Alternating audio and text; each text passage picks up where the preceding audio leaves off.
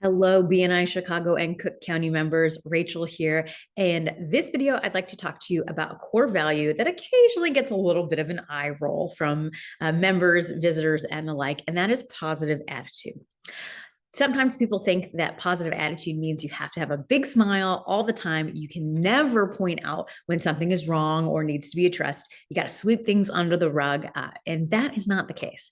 There's a term for that. That is toxic positivity. And our team member, Chris Meister, helped me really reframe and understand why and how the BNI core value of positive attitude works.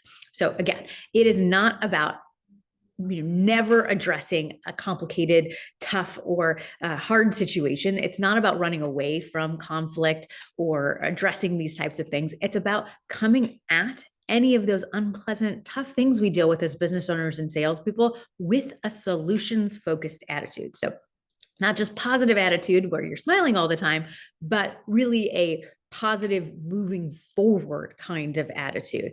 So occasionally, as again, business owners, salespeople, humans, people in our families, friend groups, communities, we do have to have tough conversations.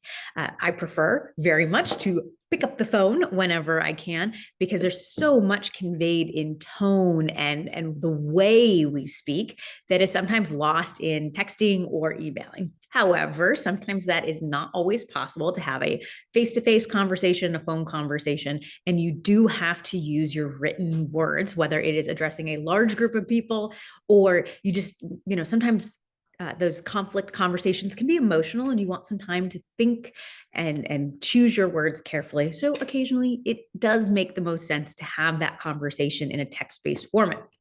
Hopefully, you and I have never had to have a conversation like that, but maybe we have navigated a tough situation as business owners and salespeople together. And you may have seen the way that I like to write those hard emails. I will specifically point out that you cannot convey tone in an email. You can't hear the inflection in the voice of how I am writing. And so sometimes we put our own tone on the email. So if we are feeling some type of way and we receive an email, no matter how positive it was intended, it can still feel like an attack. So I will sometimes actually write out the words that this email is meant to be sincere.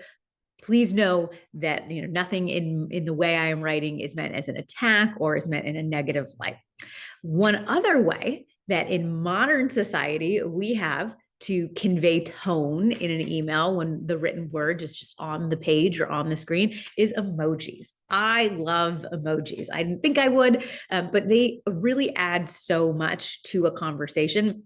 And again, there are appropriate and inappropriate times to use those types of, emojis, bolding something, calling out a tone or something in the text. But a carefully placed emoji can really do a lot to help the reader understand where you are coming from, especially if it is a message that is intended to be positive or solutions focused.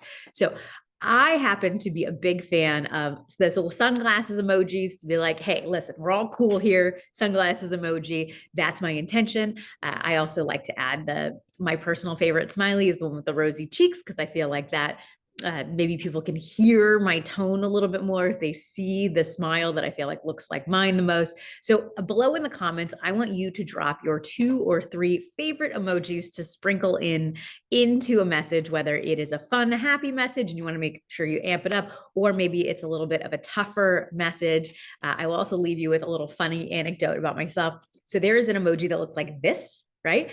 And for many years, I thought that was kind of like a jazz hands, ta-da sort of emoji. I only later came to find out that it actually represents a hug.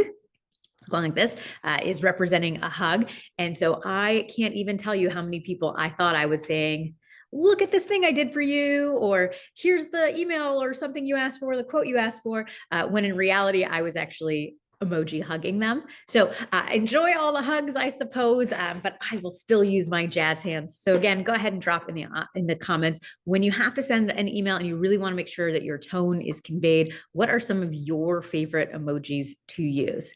Thanks and have a great week.